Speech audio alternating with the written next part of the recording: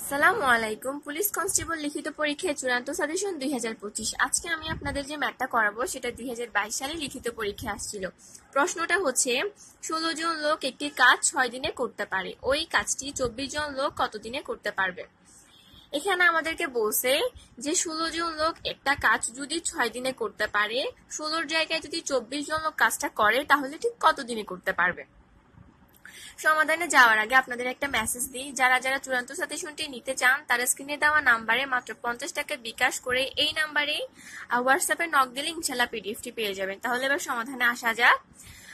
ফার্স্টে আমাদের যে লাইনটা দেওয়া ছিল 16 জন লোক একটি কাজ করতে পারে 6 দিনে, ওটা একটু গোছায় লিখবো যে 16 জন লোক কাজটি করতে পারে 6 দিনে। এরপর দেখবো একজনে কত দিনে করতে পারে। একজন লোক কাজটি করতে পারে, 16 জায়গায় যদি একজন লোক কাজটা করে অবশ্যই আমাদের দিন বেশি লাগবে, তাহলে এখানে 6 গুণ 16 লিখবো। এখানে আমরা জানি যে ঐকিক নিয়মের ক্ষেত্রে যদি বেশি হয় তাহলে গুণ বোঝায়, আর যদি কম হয় তাহলে ভাগ বোঝায়, এটা মনে রাখতে হবে একটু। এরপর হচ্ছে প্রশ্ন আমাদেরকে বের করতে বলছে যে 24 জন লোক কত দিনে করতে পারবে। তাহলে আমরা দেখি 24 জন লোক কাজটি করতে পারবে এক জায়গায়, একজনের বদলে যদি 24 জন করতে যায় তাহলে নিশ্চয়ই আমাদের দিন কম লাগবে। তাহলে আমি কি বলছিলাম যে কম হলে ভাগ হবে।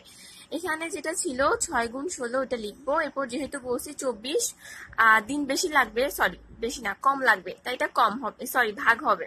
তাহলে নিচে 24 ভাগ। এখন আমরা কাটাকাটি করি। 24-এর সাথে যদি 6 কাটি 424 4 হয়, মানে 24-এর সাথে যদি 6 ভাগ দিই তাহলে 4 হবে। এরপর 4 4 16, 4 দ্বারা যদি 16কে কাটি তাহলে 4 হবে। আনসার হচ্ছে 4 দিন। তাহলে আমরা দেখি 24 জন লোক কাজটি 4 দিনে করতে পারবে। আশা করি ম্যাথটা বুঝতে পারবেন। আল্লাহ হাফেজ।